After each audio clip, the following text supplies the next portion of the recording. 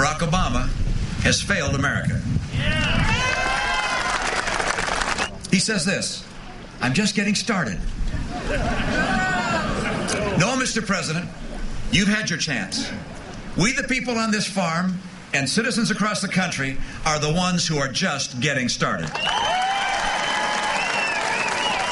But while Romney was attacking President Obama, Sarah Palin and Rudy Giuliani were attacking him for the Massachusetts health care reform bill he signed into law as governor. Let's listen to Palin sticking it right at Romney today, the very day was supposed to be his happy day. Look what Palin did to him. Yeah. Let's listen. A health care plan, in my opinion, any mandate coming from government is not a good thing. So obviously, and I'm not the only one to say so, but there will be more of the explanation coming from former Governor Romney on his support for government mandates. Well, he makes a good argument there that it does states' rights and authority and responsibility allowed in our states makes more sense than big centralized government telling us what to do. However, even on a state level and a local level, mandates coming from a governing body, it's tough for a lot of us independent Americans to accept because we have great faith in the private sector and in our own families and our own businessmen and women making decisions for ourselves, not any level of government telling us what to do. The state was giving over $1 billion away in free health care, much of it to people who could have paid something but were just gaming the system. You won't be surprised that a lot of Democrats thought we should give them even more. I took on this problem and hammered out a solution that took a bad situation and made it better. Not perfect, but it was a state solution to our state's problem. I mean, talking about a Dickensian name, he's been accused of remaking himself. Now he goes to a farm called the Scam Man's Farm. Let me ask you this. How can a guy whose only claim to public experience is what he did in Massachusetts, health care, just like Obamacare, who was pro-choice in Massachusetts, and then says the only reason I'm running for president, has a right to run, is I was a governor, but then deny all that? Or what is he doing up in New Hampshire? Where did he come from? We have Christian, Eastern religion influences, Kenyan, agnosticism, Judaism, and Islam. But America is expected to be solidly convinced he's a Christian. I was thinking about this today with you. You were at Martin Luther King's elbow. No, I was after King. I worked more with Jackson. You never were not walking with King. No, Mrs. King. Oh, I didn't know that. And Martin. I'm only 55. I was 13 when King was killed. It will be. I mean, sort of our long national nightmare will be over, I guess, on June 30th, which is going to be the fond farewell. It'll be a loss because it'll be a little less buzz for them, but I think he had sort of worn out his welcome at Fox News between the loss of advertisers and the loss of ratings. I mean, you know, him leaving is a big deal, and you know, as you said, we're down to the last 20 shows.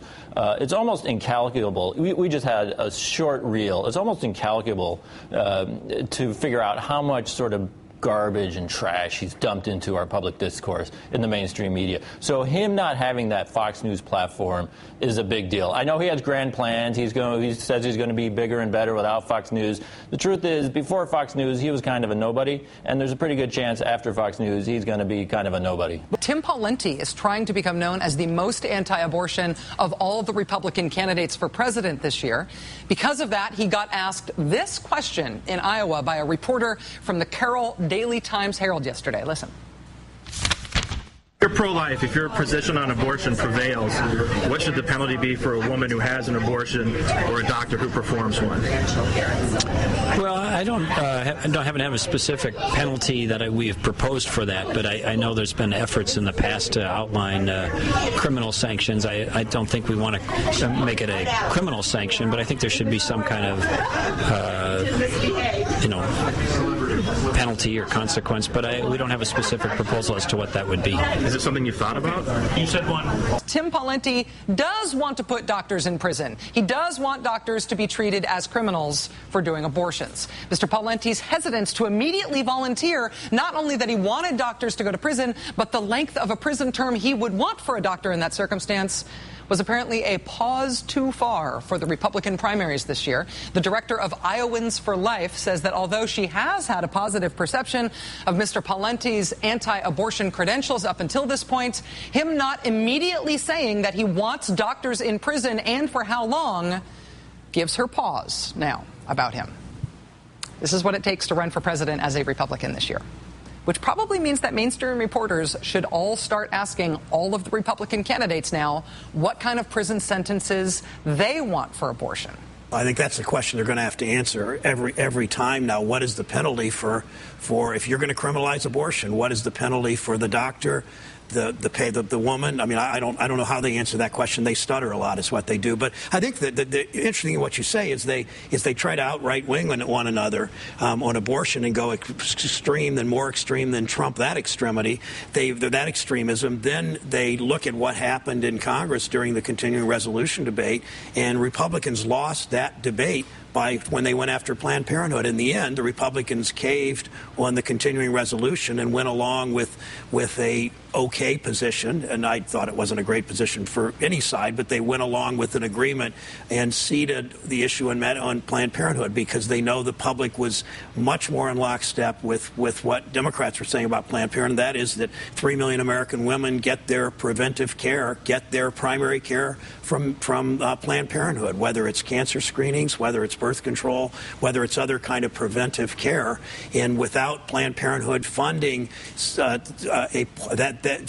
that for American women, a lot of these women would have had no preventive care and no primary care at all. So I think that the Republicans are always trying to outdo each other in one extreme position after another. And in Ohio, the Republican legislature is moving on what they call the heartbeat bill, which may be the most extreme anti-choice legislation in the country, and they all get in line and support this. And but then you hear Pawlenty, then you hear Daniels, and you hear Romney, and sometimes I'm not sure what they think. I was reminded as I was watching this your segment earlier on Governor Romney that I was talking to Ted Kennedy in 2007, leading up to the 2008 elections, and Romney had run against Kennedy, as you may remember, in 1994, and Romney had been anti-choice before he ran. Then against Kennedy, he had become pro-choice. And in a debate, Senator Kennedy was asked, what do you think about Mitt Romney's position on abortion?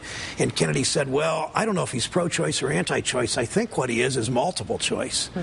Well, Politico reported today that Palin said that Governor Palin said that appealing to the Tea Party will be a big challenge for Romney. I'd say, quote, Tea Party activists are pretty strident in a good way, Palin said, explaining that they will want to, quote, make sure that we're not going to have any excuses or perceived political reasons to grow government because we can't afford it.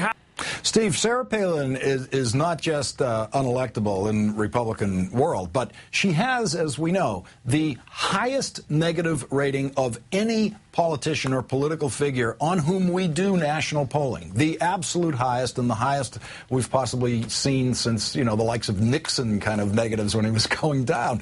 And so she steps in to the party's front runner announcement day and does everything she can to ruin it. Does she have any goodwill left in the Republican Party after something like this?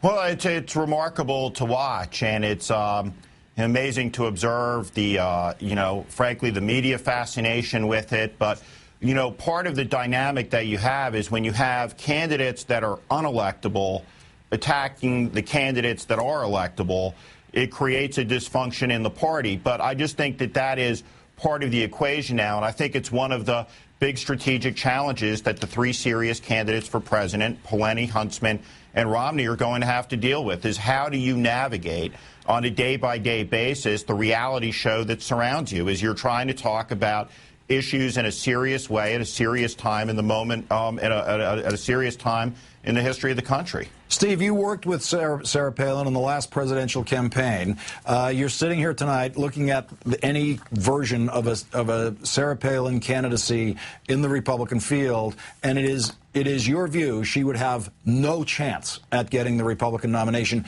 even against what people are calling a weak field of Republican candidates. There's no doubt that when you look at the race that, Governor Romney is going to be subjected to a pile-on by every other candidate in every debate where people say that there's no difference between Romney care and Obamacare. And I think that just factually, I think that that's a bit unfair, but I don't think fairness is going to matter much in this equation. And obviously, if Governor Romney falters, one of two people in the race thus far, either Huntsman or Pawlenty, are going to be the beneficiaries of it. But, for certain, I think that as the field is presently constituted, our nominee will be out of one of those three candidates. The unemployment rate, by the way, might be President Obama's toughest opponent for re-election, no matter who runs against him. Today's New York Times sizes it up on the front page. Here's what it says about data, and it holds the key to the thing. The story basically gives us some important history. Quote, 10 presidents have stood for re-election since Franklin Roosevelt. In 4 instances, the unemployment rate stood above 6% on Election Day. 3 presidents of those 4 lost: Jerry Ford, Jimmy Carter, George Herbert Walker Bush, the first President Bush. But Ronald Reagan managed to win with a 7.2% unemployment rate in November 84 because the rate was clearly coming down from where it was at double digits. He seemed to be fixing the problem. Can President Obama get re-elected if the unemployment rate still hovers around 9%?